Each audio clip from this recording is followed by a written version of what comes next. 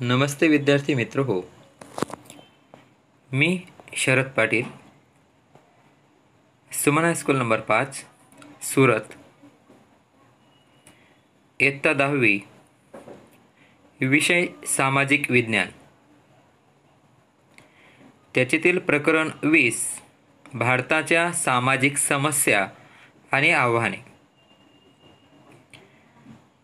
स्वातंत्र्यप्राप्तीनंतर भारतात कोणकोणत्या सामाजिक समस्यांना आपल्याला सामोरे जावे लागते, ते कशा स्वरूपात आपल्याला आव्हान स्वरूप आपल्यासमोर उभ्या राहिलेले आहेत आणि त्यांना कशा पद्धतीने आपल्याला सामोरे जाऊन त्यांना दूर करायचे आहे, याच्याविषयी माहिती या प्रकरणात पाहूया. या प्रकरणातला भाग 1 आज आपण पाहणार आहोत.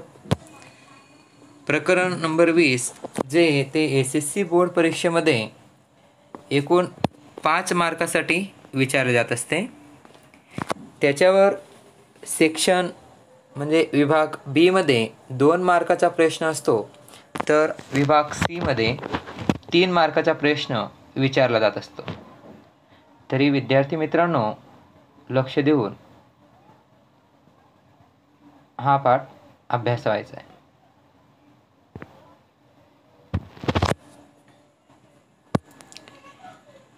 भारताच्या सामाजिक समस्या आणि आव्हाने. भारत एक विशाल वस्ती आणि विश्वात सर्वात मोठा लोकशाही असणारा देश आहे. आपण पाहतो की भारत म्हणजे भारतीय गणराज्य हा देश जगामध्ये दक्षिण आशियामधील एक प्रमुख देश आहे. जगातील प्राचीन संस्कृतीपैकी एक आहे. हा देश क्षेत्रफळाने जगातील 7वा सर्वात मोठा देश आहे, तर लोकसंख्येच्या बाबतीत दुसऱ्या क्रमांकावर आहे. भारताला हजारो वर्ष जुना असा इतिहास लाभलेला आहे. अनेक साम्राज्ये या भूमीत विकसित पावली व लयाला गेली, नष्ट झालेले आहेत. म्हणजे अनेक साम्राज्ये, अनेक राजे या ठिकाणी विकसित पावली. भाषा, ज्ञान, अध्यात्म, कला, धर्म या बाबतीत जगाला या देशाने मोठा वारसा दिलेला आहे. उष्णकटिबंधातील या देशात विविध प्रकारचे हवामान अनुभवायला मिळते. अनेक भाषा, अनेक प्रांत, अनेक रीतिरिवाज आपल्या देशात पाहावयास मिळतात. अनेक भाषा, अनेक प्रांत, अनेक रीतिरिवाज असून सुद्धा विविधतेत एकता हे आपल्या देशाचे वैशिष्ट्य आहे. आपण पाहतो की जेथे विविध धर्म,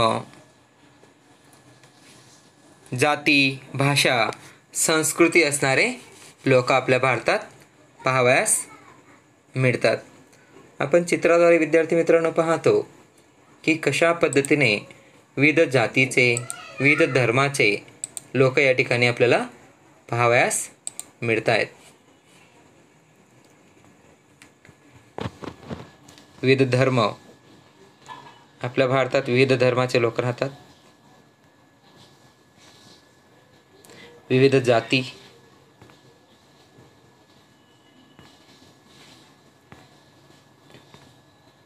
विविध भाषा, प्रत्येक राज्यामध्ये वेगवेगळी राजभाषा, राष्ट्रभाषा, आंतरराष्ट्रीय भाषा, बोलीभाषा, अनेक प्रकारच्या भाषा आपल्याला आपल्या भारतात पाहावयास मिळतात.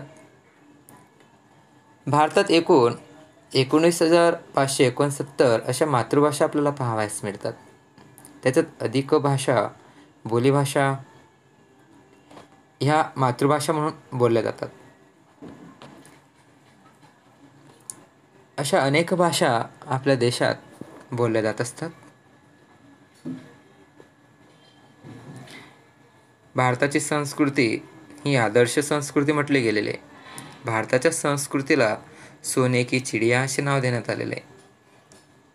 आज सुद्धा जगामध्ये आपल्या संस्कृतीचा आदराने स्वीकार केला जात असतो. भारताची संस्कृती समन्वयकारी आणि सर्व धर्म समभावाची वैशिष्ट्ये असणारी आपल्याला पाहावयास मिळते. आपण पाहतो चित्राद्वारे सुद्धा नकाशामध्ये दर्शवलेलं आहे की विविध धर्म, विविध जाती, विविध भाषा, अनेक परंपरा आपल्या भारतात पाहावयास मिळतात. तरी भारताची संस्कृती ही आदर्श संस्कृती म्हटली, कारण की विविधतेत एकता फक्त आपल्या भारतातच पाहावयास मिळते.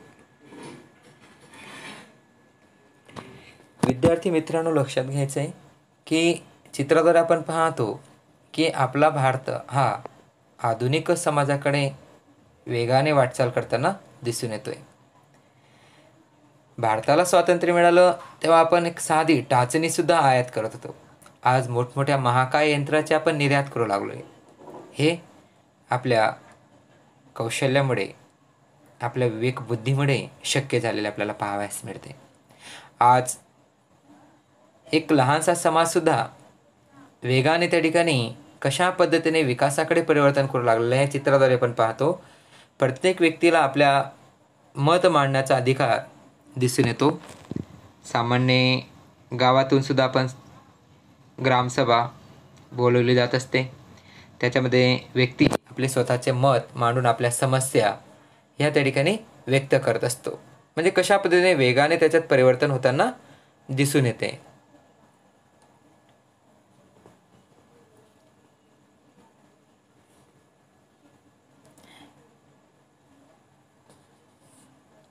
आपण पाहतो की ज्यात सामाजिक विकास आपल्याला झालेला दिसून येतो, आर्थिक विकास झालेला आहे. कारण की आपण पाहतो की भारतात गरिबीचे प्रमाण जास्त आहे. गरिबी दूर करण्यासाठी सरकारने नवनवीन योजना सुरू केलेल्या आहेत. कोणीही उपाशी राहू नये यासाठी सरकारने दारिद्र्य रेषेखाली जीवन जगणाऱ्या लोकांना स्वस्त अन्नधान्य उपलब्ध करून दिलेले आहेत. म्हणून आर्थिक विकास सुद्धा झालेला आहे. एवढंच नाही तर बऱ्याचशा सुधारणा झाल्यामुळे दरडोई उत्पादनातसुद्धा वाढ झालेली आपल्याला पाहावयास मिळते. राजकीय क्षेत्रात, सांस्कृतिक वगैरे क्षेत्रातील अनेक जरी त्या ठिकाणी विकास झालेला असला तरी अनेक त्याच्यामध्ये समस्यासुद्धा आपल्याला पाहावयास मिळतात. तर आपल्याला सामाजिक, आर्थिक, राजकीय, सांस्कृतिक क्षेत्रात विकास झालेला आहे, परंतु त्याच्यामध्ये कोणकोणत्या समस्या आपल्याला झालेल्या आहेत आणि त्याच्यातून कोणकोणत्या समस्या उद्भवलेल्या आहेत, त्या समस्यांचा आपल्याला या टॉपिकमध्ये, या प्रकरणात अभ्यास करावायचा आहे. तर या प्रकरणात विकासासोबत सोबत कशा पद्धतीने आपल्या स्वतःच्या स्वार्थासाठी लोकांनी, भ्रष्ट नेत्यांनी, असे म्हणू शकतो आपण की समस्यांना चालना दिलेले. त्याच्यामध्ये भारतातील दोन ज्या मुख्य समस्या आहेत, एक सांप्रदायिकता. सांप्रदायिकता म्हणजे काय? तर सांप्रदायिकते ही जो कोणताही धर्म किंवा संप्रदायाचे जे सभ्य असतात ते इतर धर्माच्या तुलनेत स्वतःचा धर्म किंवा संप्रदायास श्रेष्ठ दर्शवण्याचा प्रयत्न करतात. म्हणजे माझा धर्मच श्रेष्ठ आहे इतर धर्माच्या तुलनेने, असं ते सिद्ध करण्याचा किंवा दर्शवण्याचा प्रयत्न करतात. ते स्वतःच्याच धार्मिक हिताला जास्त महत्त्व देतात. तेव्हा ते प्रत्येक नागरिकांना व्यक्तिगतरित्या नाही परंतु सांप्रदायिक दृष्टीनेच पाहतात. त्यामुळे अशी जी विचारधारणा असते ती भारताला आपण पाहतो की विनाशाकडे घेऊन जाताना दिसून येते. अशी विचारधारणा जर भारतात राहिली तर भारताचा विकास हा लवकर होऊ शकणार नाही आपल्याला दिसून येते.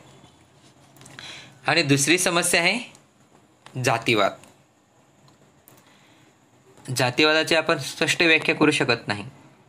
जातीवाद म्हणजे वर्णवाद असे आपण म्हणू शकतो. वर्ण या शब्दाचा अर्थ रंग, वर्ग. तर प्राचीन वैदिक समाजात लोकांचे वेगळ्या गटात विभाजन करण्यात आलेले होते. त्यानुसार त्या ठिकाणी जात, धर्मवाद निर्माण केलेला आपल्याला पाहावयास मिळतो. तर अशी जी जाती आहे ते काही इतिहासकारांनी त्या जातीला ज्ञाती म्हणून मान्यता दिली, परंतु या वर्णापेक्षा ज्ञाती ही वेगळी असते. सर्व वर्गांमध्ये वर्णांचा उल्लेख केलेला आहे. वर्ण फक्त 4च असतात, पण ज्ञाती मात्र हजारो आहेत. ज्ञाती ही खूप जटिल सामाजिक समूह आहे. त्याची वैश्विक पातळीवर व्याख्या करणे किंवा त्याचे वैशिष्ट्ये पडताळणे कठीण होते. शिवाय ज्ञाती खूपच लवचिक आणि विभिन्न प्रकारची होती. त्यामुळे आपण पाहतो की भारताला स्वातंत्र्य मिळाल्यावर अनेक बदल झाले. त्याच्यानंतर बऱ्याचशा त्या ठिकाणी ज्या जाती आहेत त्या जातींना वर्गीकरण करून अनेक जातींना त्या ठिकाणी वेगळे ठेवण्यात आलेले आहे आणि त्या जातीनुसार त्यांना फायदे करून दिलेले आहेत. त्यांच्यासाठी घटनेमध्ये सुधारणा करून दिलेल्या आहेत. परंतु आपण पाहतो की घटनेनुसार कोणीही व्यक्ती जातीय पातळीवर भेदभाव करणे हे भारतीय संविधानाच्या कलम 15 नुसार बेकायदेशीर ठरवण्यात आले आहे. त्यामुळे जातीविषयी कोणीही भेदभाव करू नये किंवा जबरदस्ती की माझा धर्म श्रेष्ठ आहे आणि ही जातीच तू स्वीकारली पाहिजे असेही कोणी वर्तन करू नये.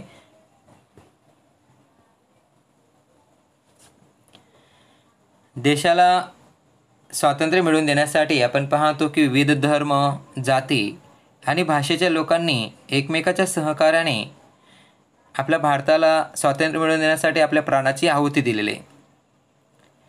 आपल्या प्राणाची आहुती देऊन त्यानंतर आपल्याला भारताला स्वातंत्र्य प्राप्त झालेलं आहे. आज जे आपण स्वतंत्र जीवन जगतोय ते स्वतंत्र जीवन या क्रांतिकारकांमुळे जगतोय की ज्यांनी आपल्या प्राणाची आहुती देऊन आपल्या भारताला स्वातंत्र्य मिळवून दिलेलं आहे. परंतु या स्वातंत्र्य मिळवून देत असताना त्यांनी स्वातंत्र्य आंदोलनामध्ये जेव्हा एकतेने या आंदोलनात त्यांनी सहभाग दिलेला आहे, त्यावेळेस कुठलीही जात की तू या धर्माचा आहे, मी या धर्माचा आहे म्हणून मी या आंदोलनात भाग घेणार नाही असे कुठलेही वर्तन त्यांनी केलेले नव्हते. त्यांनी फक्त आपल्या भारताला स्वातंत्र्य मिळायला पाहिजे आणि आपण सर्व एकच आहोत हे त्यांनी दाखवून दिले होते. परंतु त्यांनी जे दर्शवलेला सद्भाव, ऐक्य आणि सहिष्णुता जी एकत्रित येऊन त्यांनी स्वातंत्र्य प्राप्त करून दिले होते त्याच्यात आपल्याला कुठेतरी ओहोटी म्हणजे कुठेतरी नष्ट झालेले आपल्याला पाहावयास मिळते. विद्यार्थी मित्रांनो, आपल्याला आज एकत्रित येणे खूपच गरजेचे आहे, तरच आपण आपल्या भारताला स्वातंत्र्य मिळवून देऊ शकतो. आज जास्तीत जास्त आपल्याला जातीय भांडणे, आज माणूस हा माणसावरच त्या ठिकाणी जीव घ्यायला टपलेला दिसून येतोय. जातीय संघर्ष निर्माण केलेले आहेत. ज्या स्वातंत्र्याच्या वेळेस सर्वांनी एकत्रित येऊन भारताला स्वातंत्र्य मिळवून दिले, स्वातंत्र्यानंतर आज आपसातच ते भांडणे करू लागलेले आहेत. सांप्रदायिक संघर्ष, माझाच धर्म कसा श्रेष्ठ आहे किंवा व्यक्तिगत नाही तर सामूहिकरित्या ते व्यक्तींना स्वीकारतात. प्रादेशिक हिंसा, प्रत्येक राज्यामध्ये आपण पाहतो नक्षलवादी हमले, जम्मू काश्मीरमध्ये अशा प्रांत किंवा प्रादेशिक राज्यामध्ये हिंसा चालू आहेत. या हिंसेमुळे आपल्या भारतात जी शांती होती ती शांती नष्ट झालेली दिसून येते. एवढंच नव्हे तर भारताचा जो विकास होणार होता, आज जर भारतात अशी जातीय भांडणे आणि सांप्रदायिकता राहिली नसती तर भारताचा विकास अशा पद्धतीने आपल्याला दिसून आला असता. तर अशा विकासाला अडथळा स्वरूप ठरणारी ही जी कारणे आहेत, जी देशासाठी नकारात्मक कारणे आपल्याला दिसून येतात, त्याच्यामध्ये सामाजिक सद्भाव दिसून येतो, संकुचित सांप्रदायिकता,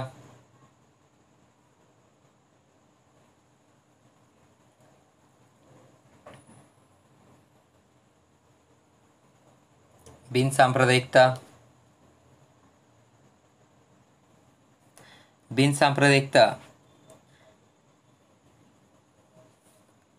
ही 1976च्या 42व्या घटनाकीय सुधारणेद्वारे प्रस्तावनेत बिनसांप्रदायिक या शब्दाची भर टाकण्यात आलेली होती. भारत हा एक धर्मनिरपेक्ष किंवा बिनसांप्रदायिक सेक्युलर राज्य आहे. घटनाकीय व्यवस्थेनुसार भारत हे धार्मिक राज्य बनू शकत नाही. भारत हे एक बिनसांप्रदायिक आहे. धर्माच्या नावाने ते एक देश किंवा राज्य बनू शकत नाही. भारत देशाचा स्वतःचा कोणताही धर्म नाही. त्यामुळे धर्माच्या बाबतीत भारत कोणत्याही धार्मिक प्रवृत्तींना समर्थन देऊ शकणार नाही. कारण की आपण पाहतो की राज्य कोणत्याही बिनसांप्रदायिक प्रवृत्तीचा संबंध धर्माशी जोडू शकणार नाही आणि कोणत्याही नागरिकास स्वतःच्या इच्छेनुसार कोणतेही धर्म पाळण्याची स्वतंत्रता आहे. राज्य धर्म किंवा संप्रदायाच्या नावाखाली कोणत्याही नागरिकाशी पक्षपात किंवा भेदभाव करू शकणार नाही. त्यामुळे सर्वांना आपल्या इच्छेनुसार धर्म स्वीकारण्याची मुभा त्या ठिकाणी देण्यात आलेली आहे आणि कोणताही व्यक्ती त्या ठिकाणी भेदभाव करू शकत नाही, पक्षपात करू शकत नाही. सर्व धर्म समदृष्टी, सर्व धर्म समभाव त्या सिद्धांताला स्वीकारण्यात आलेले आपल्याला दिसून येते.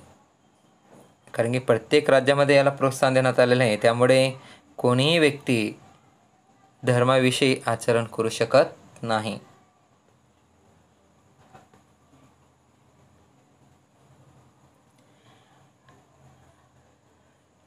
अशा पद्धतीने भारतात जी एकता आहे ती एकता जर तयार राहिली तरच आपण त्याला विरोध करू शकतो. या आव्हानांना आपल्याला सामोरे जायचे. भारताची जी मुख्य सामाजिक समस्या आहे त्याच्यामध्ये पहिले सांप्रदायिकता. विद्यार्थी मित्रांनो, सांप्रदायिकता विषयी आपण अभ्यास करूया. मी अगोदरच तुम्हाला सांगितलं की सांप्रदायिक म्हणजे काय. सांप्रदायिकता म्हणजे काय की व्यक्ती हा काय करतो, आपल्या स्वतःच्या धर्माला श्रेष्ठ दर्शवण्याचा प्रयत्न करतो. तो स्वतःच्याच धार्मिक हिताला जास्त महत्त्व देतो. तेव्हा तो नागरिकाला एक नागरिक म्हणून नाही तर एक सांप्रदायिक दृष्टीनेच पाहतो की तो धर्माच्या दृष्टीनेच पाहतो. एक नागरिक म्हणून त्याला पाहत नाही. लक्षात घ्यायचं आहे. विद्यार्थी मित्रांनो, सांप्रदायिकता म्हणजे काय की कोणताही व्यक्ती किंवा कोणत्याही धर्माचा व्यक्ती हा इतर धर्माच्या व्यक्तीला किंवा इतर धर्माच्या तुलनेत स्वतःच्याच धर्माला श्रेष्ठ समजत असतो आणि त्यावेळेस तो त्या व्यक्तीला एक व्यक्ती म्हणून न पाहता एक सांप्रदायिक स्वरूपात पाहतो. तेव्हा सांप्रदायिकता तयार होत असते, निर्माण होत असते. तर अशी सांप्रदायिकता ही देशाला विनाशासाठी मोठी जबाबदार ठरू शकते. म्हणून सांप्रदायिकता आचरण करणे हा एक गुन्हा आहे. सांप्रदायिकतेमध्ये आपण पाहतो भारत एक बिनसांप्रदायिक आणि धर्मनिरपेक्ष राज्य आहे किंवा देश आहे. कोणत्याही राज्यामध्ये आपण पाहतो किंवा भारतामध्ये पाहतो की ते राज्य मध्ये एकाच धर्माचे लोक राहतात असे आपल्याला दिसून येत नाही. प्रत्येक धर्माचे लोक त्या राज्यामध्ये राहत असतात. म्हणून भारत राज्यामध्येच नाही तर पूर्ण देशामध्ये सुद्धा आपण पाहतो की भारतात असे कुठलेही धर्माच्या नावाने भारताला ओळखले जात नाही. भारतात सर्व धर्म समभावाची नीती आपल्याला दिसून येते. म्हणून भारताला बिनसांप्रदायिक आणि धर्मनिरपेक्ष देश म्हटलं गेलेलं आहे. कारण की प्रत्येक व्यक्ती आपल्या इच्छेनुसार आपल्या आवडीचा धर्म तो स्वीकारू शकतो. त्यामुळे संकुचित सांप्रदायिकचे आचरण हे घटनेच्या भावनेविरुद्ध आहे. जर एखादा व्यक्ती सांप्रदायिकचे आचरण करत असेल तर घटनेनुसार ते शिक्षापात्र आहे.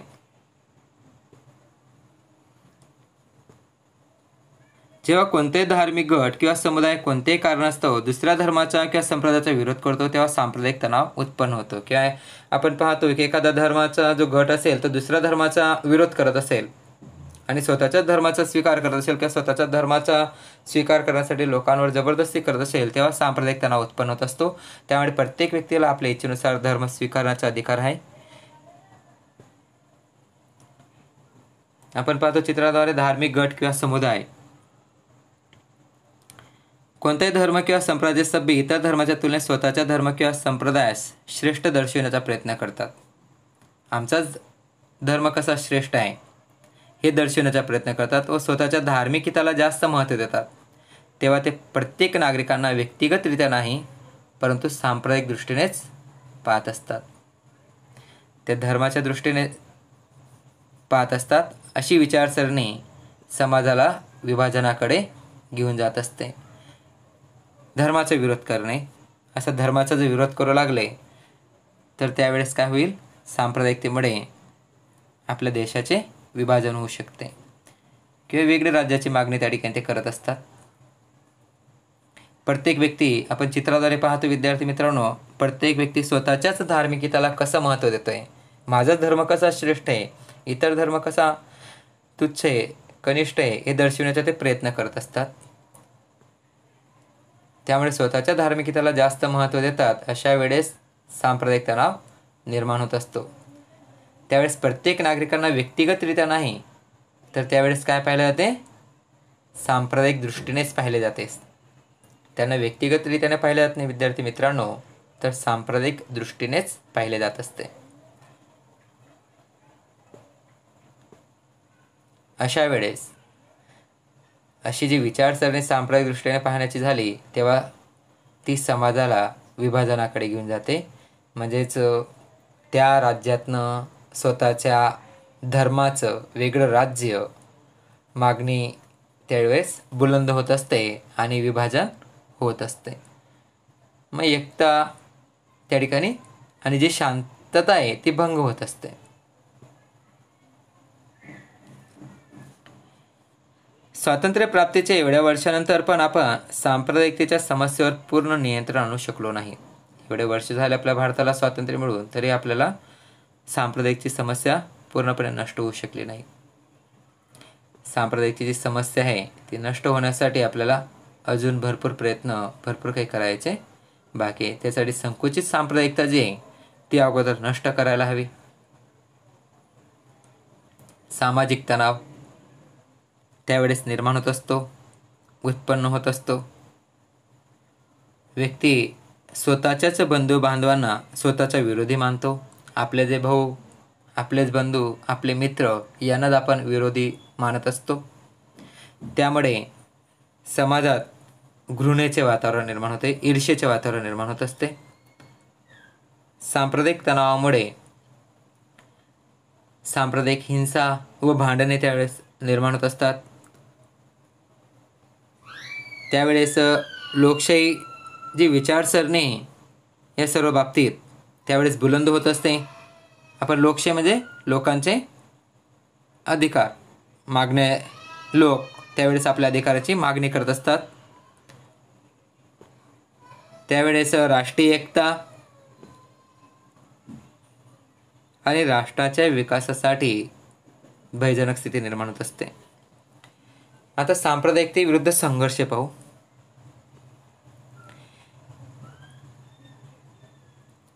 विद्यार्थी मित्रांनो, आपल्याला माहीत आहे की सांप्रदायिकता ही व्यक्ती, समाज आणि राष्ट्राच्या विकासात अडथळा आणणारे परिबळ आहे. आपला जो विकास आहे ते विकासात मोठ्या प्रमाणात एक समस्या स्वरूपात अडथळा आणणारे घटक जे आहे ती सांप्रदायिकता आहे. तर सांप्रदायिकता दूर करण्यासाठी कित्येक उपाय हाती धरले पाहिजेत. त्याच्यात नागरिक, विद्यार्थी मित्रांनो, आपण पाहतो की सर्वप्रथम नागरिक आणि सरकार यांना सांप्रदायिक तत्वासमोर सक्तीपूर्वक सामना करावा लागेल आणि त्या दूर करण्यासाठी प्रयत्न करावे लागतील. त्यासाठी नागरिक आणि सरकारांनी एकत्र येऊन त्याला सामोरे जाऊन सांप्रदायिकता दूर करण्यासाठी प्रयत्न करायला हवे.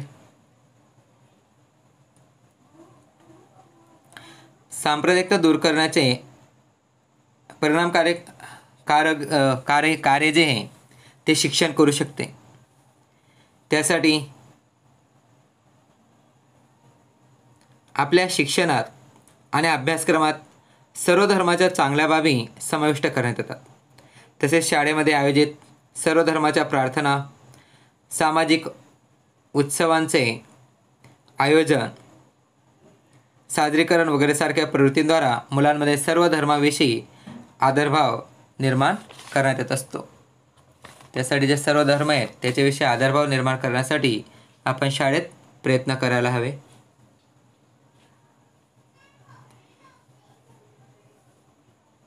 सर्व धर्माची प्रार्थना आणि सामाजिक उत्सवाचे सादरीकरण चित्राद्वारे पण पाहू शकतो. तरच आपली सांप्रदायिकता ही दूर आपण करू शकतो. सांप्रदायिक विचारावर आधारित राजकीय पक्षाला आपण मान्यता देऊ नये. जे सांप्रदायिक विचारधारा धरू शकतील अशा राजकीय पक्षाला मान्यता देण्यात येऊ नये. निवडणुकीसाठी असणाऱ्या विशेष आचारसंहितेचा काटेकोरपणे अंमल करावा आणि करवावा. त्यासाठी निवडणुकीमध्ये जातीवरनं किंवा धर्मावरनं कोणीही राजकारणी व्यक्तीने मत मागू नये. मत मागण्यासाठी जर असं कोणी वर्तन करत असेल तर आचारसंहितेचा भंग झालेला असेल तर त्याच्या विरुद्ध कार्यवाही करण्यात यायला हवी. त्यासाठी काटेकोरपणे आपण पाहतो की आचारसंहितेचं पालन केले जात असते. रेडिओ, TV, सिनेमा सामान्य नागरिकांपर्यंत पोहोचविण्याचे श्रेष्ठ दृश्य श्राव्य माध्यम आहे. दृश्य श्राव्य माध्यम म्हणजे जे आपण विद्यार्थी मित्रांनो पाहूही शकतो आणि ऐकूही शकतो. आपल्या भारतात निरक्षरतेचे प्रमाण जास्त असल्याकारणाने सामान्य नागरिकांपर्यंत जर आपल्याला काही माहिती पोहोचवायची असेल, काही बातमी पोहोचवायची असेल, ती पोहोचविण्यासाठी रेडिओ आणि TV हे उत्तम दृश्य श्राव्य माध्यम आहे. किंवा एखाद्या सिनेमाद्वारे सुद्धा आपण एखादा संदेश त्या लोकांपर्यंत पोहोचवू शकतो. त्यासाठी सर्व धर्म समभाव सहिष्णुतेचा प्रसार करायला हवा, एकतेचा प्रसार करायला हवा.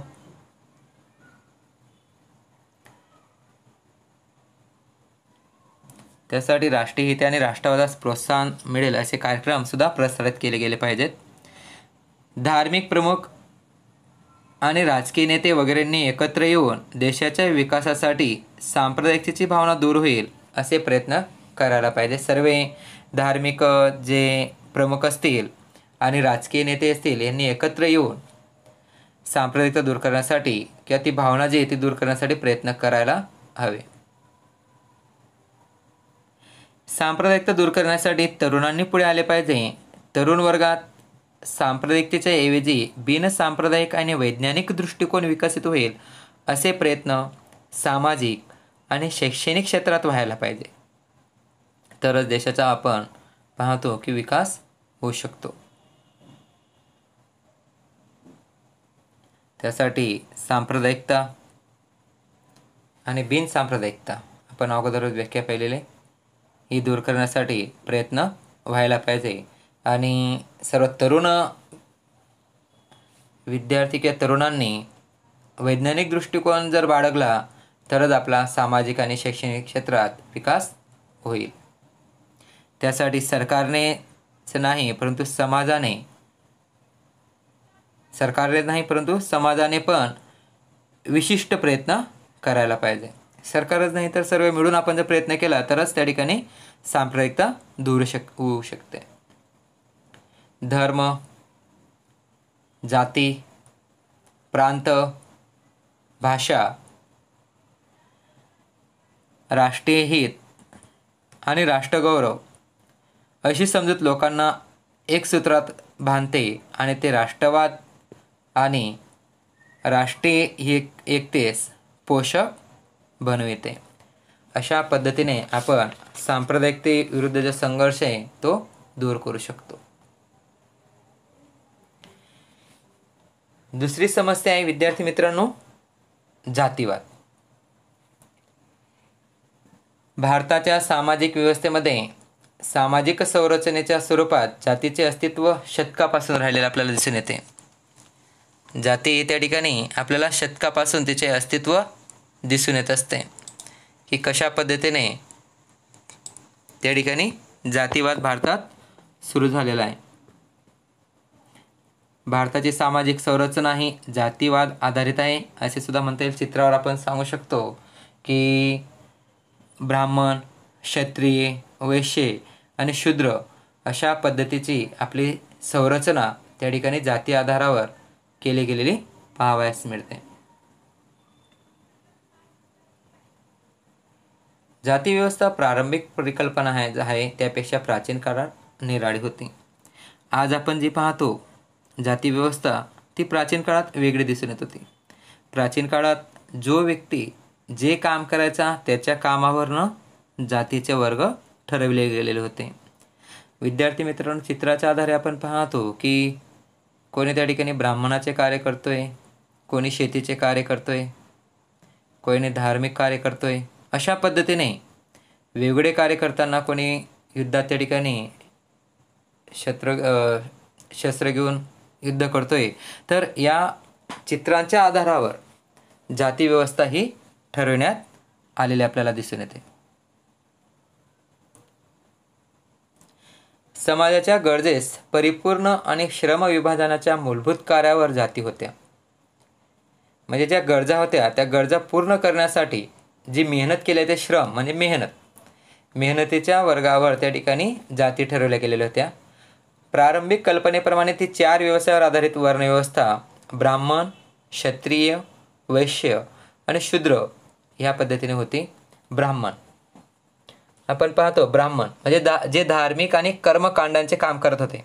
लक्षात घ्यायचे विद्यार्थी मित्रांनो, ब्राह्मण म्हणजेच जे धार्मिक आणि कर्मकांडाचे काम करत होते ते ब्राह्मण. क्षत्रिय ज्यांना राजन असेही म्हटले जायचे, जे शासक, प्रशासक आणि लढवय्ये होते म्हणजे युद्ध करायचे. तिसरे वैश्य जे कारागीर, व्यापारी आणि शेतकरी होते.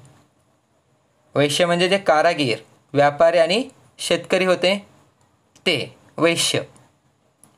आणि शूद्र जे हर कामी कामगार होते, म्हणजे जे काम सांगितलं जायचं, जे बाकीचे काम होते ते काम करणारे. अशा पद्धतीने 4 वर्गात जाती किंवा वर्णव्यवस्था ही ठरवण्यात आलेली आपल्याला दिसून येते. जाती आधारित वसाहत व्यवस्था आणि व्यवसाय होते. गावात सुद्धा त्या ठिकाणी जातीनुसारच मांडणी केली गेलेली असायची. ह्या जातीचा वर्ग वेगळा, वाडा वेगळा, त्या जातीचे वाडे वेगळे. अशा पद्धतीने जाती आधारावर वसाहत व्यवस्था म्हणजे राहण्याची व्यवस्था. एवढंच नाही, त्यांचे व्यवसाय सुद्धा ठरवण्यात आलेले होते. व्यवसायाच्या आधारावर आवकचे स्रोत होते. समाजात आवक गटाच्या आधारावर कित्येक जाती कमी आवक मिळत असल्याने समाजाच्या इतर जाती समूहापासून आर्थिक स्थितीत दुर्बल आणि कमकुवत राहून गेल्या. आणि आवकसुद्धा जे उत्पन्नाचे साधन होते ते कशाच्या आधारावर होते? वर्गाच्या आधारावर होते. मिळेल ते काम करायचे, म्हणजे काम मिळालं नाही तर त्यांना रोजगार मिळत नसायचा. रोजगार मिळत नसल्याकारणाने त्यांची परिस्थिती दिवसेंदिवस गरीब होत गेली आणि गरीब होत गेल्यामुळे त्यांचे जे उपासमारीची समस्या निर्माण होत गेली. त्यांचे जीवन अतिशय कमकुवत झाले. मागासलेलपणा त्यांच्यात दिसून आला. अशा पद्धतीने जाती व्यवस्थेमुळे जे गरीब आहेत ते गरीब जास्त दिसून आले किंवा होत गेले. भारतात इंग्रजांच्या शासन काळापूर्वी कितीतरी जाती अन्य समूहापासून दूर सरळतेने पोहोचता येणार नाही अशा दुर्गम जंगलात आणि पहाडी विस्तारात निराळी वसाहत करून राहत होत्या. भारतात जेव्हा इंग्रजांचं शासन काळ होता त्याच्या अगोदर सुद्धा अशा काही जाती होत्या, त्या अतिशय दुर्गम पहाडी विस्तारात वेगळी वसाहत करून राहतात. त्यात कुठलीही सुविधा आपल्याला दिसून येत नाही. अतिशय त्यांची भाषा वेगळी, त्यांचे कोणाशी त्या ठिकाणी बोलण्या चालण्याचे देवाणघेवाण आदानप्रदान न झाल्यामुळे त्यांचा विकास झालेला आपल्याला दिसून येत नाही. त्यांची बोलीभाषासुद्धा वेगळी आहे, त्यांच्या शिक्षणाचे प्रमाण कमी आहे किंवा शिक्षणच नाही. त्यामुळे ही जाती जी आहे ती दुर्गम भागात निराळी वसाहत करून राहत असल्याकारणाने अतिशय हलाखीचे जीवन जगत होती. फक्त आपल्या दैनंदिन जीवनाचे उदरनिर्वाह करण्यापुरता ते जीवन जगत असायचे, कारण की देशातल्या घडामोडीशी त्यांचं काही देणे घेणे नव्हते.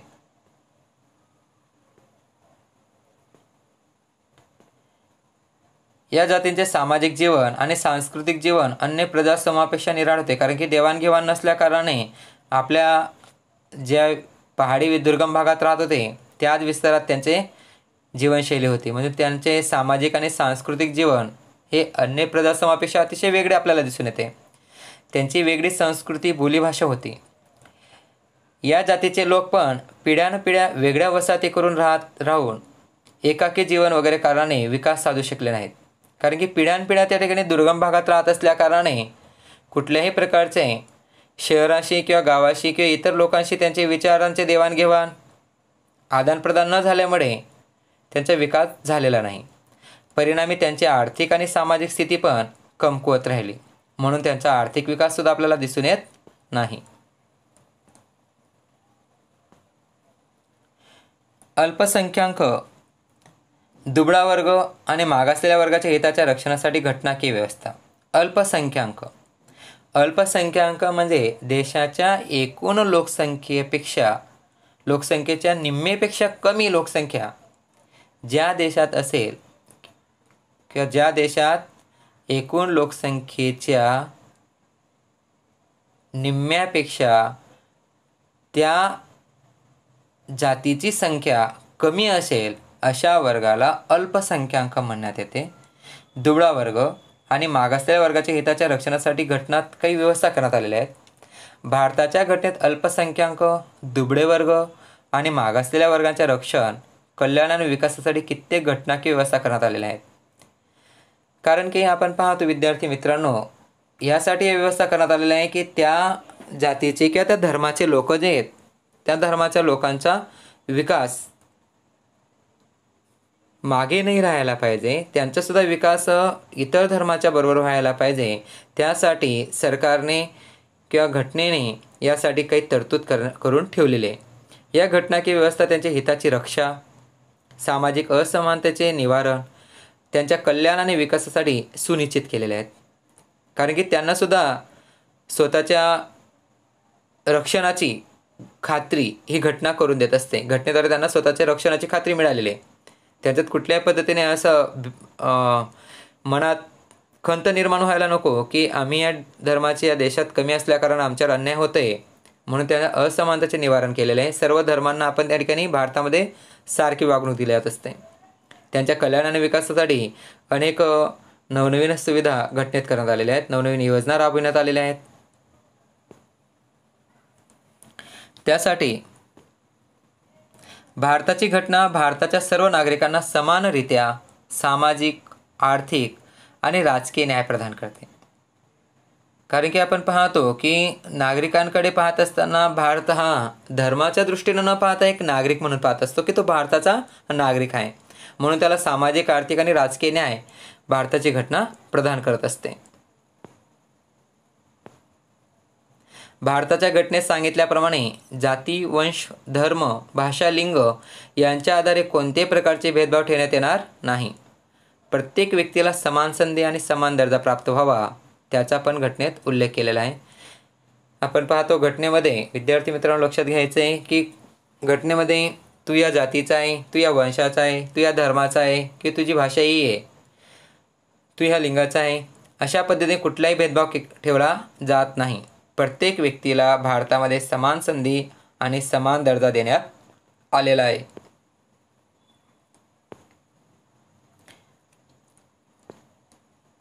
आपण पाहतो की या व्यतिरिक्त राज्यांना असे पण अधिकार देण्यात आले आहेत की त्यांना कल्याणकारी राज्याचे दायित्व कर्तव्य पार पाडण्यासाठी तसेच दुबळ्या आणि मागासलेल्या वर्गाच्या रक्षणासाठी कित्येक मूलभूत अधिकारांवर पण घटनेत राहून योग्य प्रतिबंध लावू शकतात. जर एखादे राज्य मागासलेले असेल आणि त्या राज्याला जर विकास करायचा असेल तर दुबळ्या आणि मागासलेल्या व्यक्तींसाठी अतिशय मूलभूत अधिकार, काही नियमांचे बंधन ठेवून त्यांना देण्यात आलेले आहेत.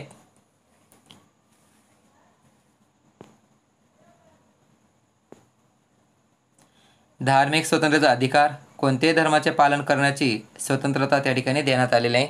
म्हणून त्या ठिकाणी तो मागासलेला वर्ग किंवा तो स्वतःला त्या धर्मात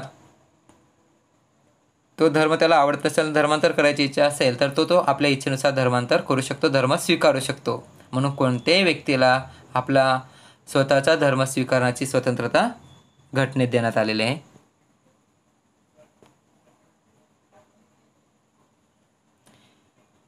आपण पाहतो चित्रांद्वारे सुद्धा आपण पाहू शकतो की अल्पसंख्याक, दुबळे वर्ग आणि मागासलेल्या वर्गांना घटना की हक्क देण्यामागचा मुख्य हेतू हा आहे की त्यांना राष्ट्रात समान संधी, न्याय आणि दर्जा मिळावा.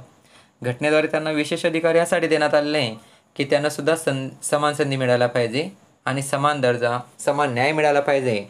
यामुळे अल्पसंख्याक, दुबळे वर्ग आणि मागासलेल्या वर्गांना घटना की हक्क देण्यात आलेले आहेत. राष्ट्राच्या पंचवार्षिक योजनामध्ये पण या सर्व वर्गांसाठी खास लक्ष ठेवण्यात आलेलं आहे. त्यासाठी जे मागासलेले वर्ग आहेत त्यांच्यासाठी सुद्धा घटनेद्वारे वेगवेगळ्या योजना राबविण्यात आलेल्या आहेत. पण पाहतो पेन्शन वगैरे किंवा वेतन श्रेणी वगैरे सुद्धा त्यांना देण्यात आलेले आहे, वेतन वगैरे देण्यात येत असते.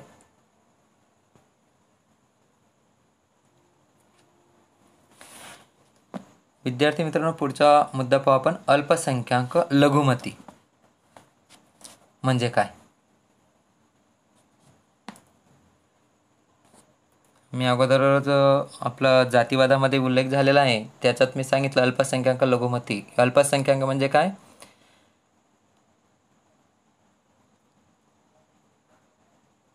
ज्या धर्माचे लोक भारताच्या एकूण लोकसंख्येच्या निम्म्यापेक्षा सुद्धा त्या धर्माचे लोक कमी असतील तर ते देशात काय असतील? अल्पसंख्याक असतील. परंतु एखाद्या प्रदेशामध्ये त्यांची संख्या अल्पसंख्याक नसते, ते बहुसंख्याक असतात. आणि ज्या दुसऱ्या जे बहुसंख्याक असतील देशामध्ये ते त्या राज्यामध्ये अल्पसंख्याक असू शकतील. अल्पसंख्याकाची व्याख्या राज्यामध्ये आणि देशामध्ये वेगवेगळ्या प्रकारची आपल्याला पाहावयास मिळते.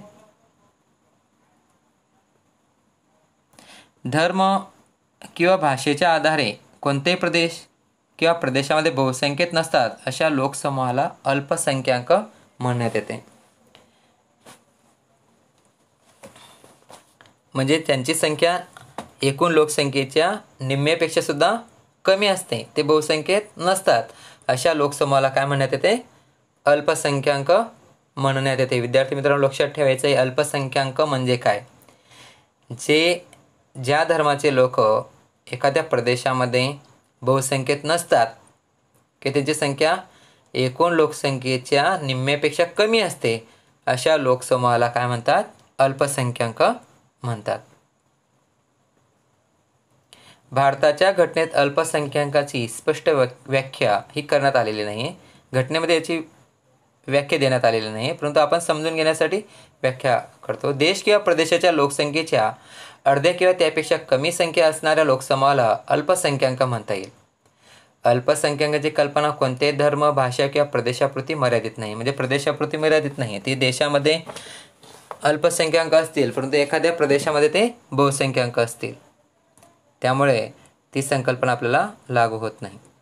राष्ट्रीय स्तरावर अल्पसंख्याकांसारखेच राज्यस्तरावर स्थानिक किंवा प्रादेशिक अल्पसंख्याकांची नोंद घ्यावी लागते.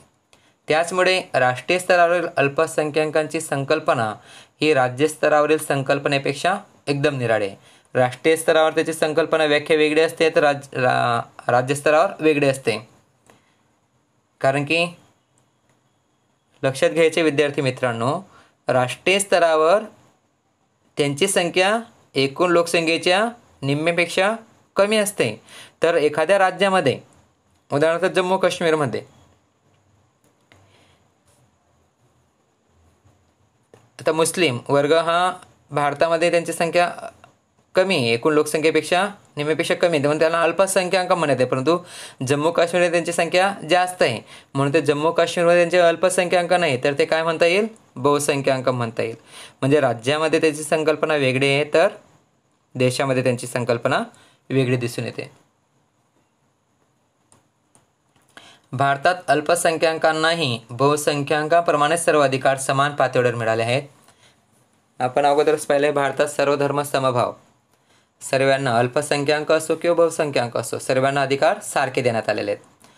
अल्पसंख्याकांची संस्कृती, धर्म, लिपी तसेच भाषाच्या संरक्षण आणि प्रोत्साहनासाठी घटनेमध्ये कित्येक विशेष व्यवस्था करण्यात आलेल्या आहेत. त्यांचे धर्म, लिपी, भाषा आणि त्यांना प्रोत्साहन मिळवा यासाठी घटनेत अनेक व्यवस्था करण्यात आलेल्या आपल्याला पाहावयास मिळतात. त्याच्यात पाहू आपण राष्ट्रीय अल्पसंख्याक आयोगानुसार अल्पसंख्याकांचे हित, कल्याण आणि विकासासाठी राष्ट्रीय अल्पसंख्याक पंचाची रचना करण्यात आलेली आहे.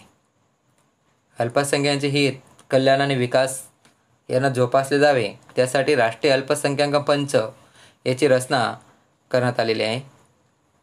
धार्मिक स्वतंत्रतेचा अधिकार अल्पसंख्याकांना विश्वास देतो की ते स्वतःच्या धर्माचा प्रचार, प्रसार आणि प्रोत्साहनासाठी प्रयत्न करू शकतात.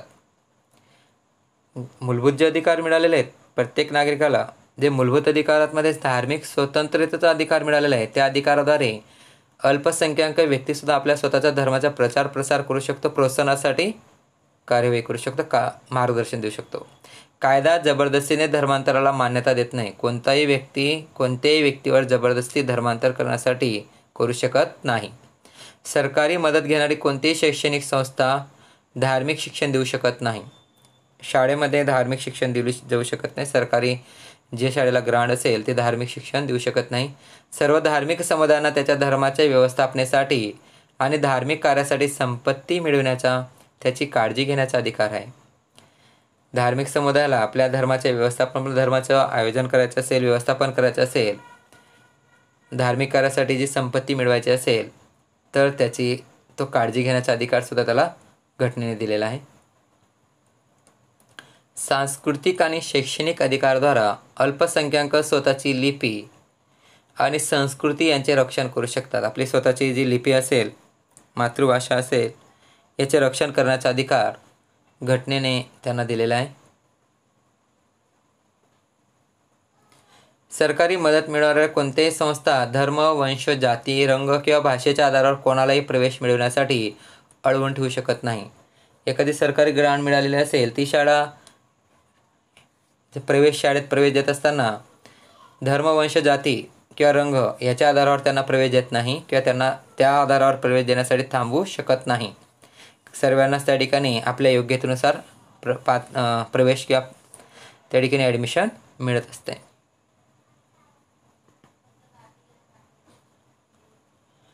समाजातील सर्व वर्गांना स्वतःच्या पसंतीप्रमाणे भाषा लिपी जपण्याचा, विकास करण्याचा आणि त्यासाठी शैक्षणिक संस्था स्थापण्याचा आणि चालवण्याचा अधिकार आहे. आपली मातृभाषा जपण्यासाठी अल्पसंख्याकांना आपली लिपी, भाषा जपण्यासाठी शैक्षणिक संस्था ते स्थापन करू शकतात किंवा ते चालवू शकतात. भारतीय अल्पसंख्याकांच्या मुलांना प्राथमिक शिक्षण मातृभाषेत मिळावे तशी सोय सरकार देते. अल्पसंख्याक जे असतील त्यांना आपले जे शिक्षण आहे ते मातृभाषेत मिळावे यासाठी सरकारने तशा अल्पसंख्याकांसाठी सरकारी शाळा स्थापन केलेल्या आहेत.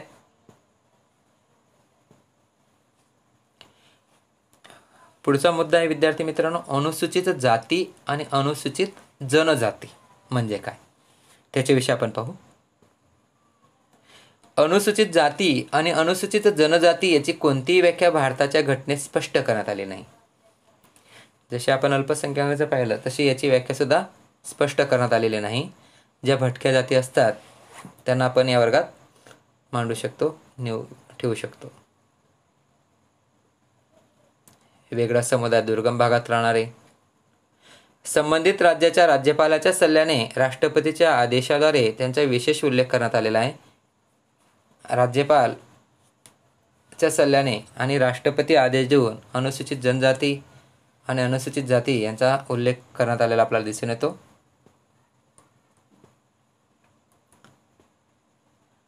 जातीवादाच्या कारणाने कित्येक जातीचे शोषण थांबविणे, त्यांच्यावर होणारा अन्याय दूर करणे. आपण पाहतो जातीवाद हा आपल्या समाजाला लागलेला किंवा मोठा कलंक आहे, तो दूर करण्यासाठी त्याचे जे शोषण आहे ते थांबविले पाहिजे, त्याच्यावर होणारा अन्याय दूर केला पाहिजे. समानता आणि बंधुभावाने त्यांच्यातील संकुचितता दूर करणे, त्याचा सामाजिक, आर्थिक आणि शैक्षणिक विकास व्हावा या हेतूने भारताच्या घटनेत कित्येक विशिष्ट व्यवस्था करण्यात आलेल्या आपल्याला दिसून येतात. त्यासाठी अनेक व्यवस्था केलेल्या दिसून येत असतात. आपण चित्राद्वारे पाहू शकतो. शिक्षण, वेगवेगळे प्रशिक्षण, वेगवेगळ्या योजना राबवून त्यांना त्या ठिकाणी रोजगार दिलेला आहे. त्यांचा सामाजिक, आर्थिक, शैक्षणिक विकास व्हावा यासाठी प्रयत्न केलेले आहेत. घटनेच्या कलम 341 मध्ये सांगितल्याप्रमाणे अनुसूचीमध्ये समाविष्ट जातीस अनुसूचित जाती म्हणून ओळखण्यात येते. विद्यार्थी मित्रांनो, लक्षात घ्यायचं आहे, घटनेच्या कलम 341 मध्ये समाविष्ट झालेल्या जातीला अनुसूचित जाती म्हणून ओळखण्यात येते. कलम क्रमांक 341 मध्ये समाविष्ट असलेल्या जातीला अनुसूचित जाती, तर घटनेच्या कलम 342 मध्ये समाविष्ट झालेल्या जातीला अनुसूचित जनजाती म्हणून ओळखण्यात येते. कलम नंबर 341 मध्ये समाविष्ट जातीला अनुसूचित जाती, कलम क्रमांक 342 मध्ये समाविष्ट जातीला अनुसूचित जनजाती म्हणून ओळखण्यात येत असते.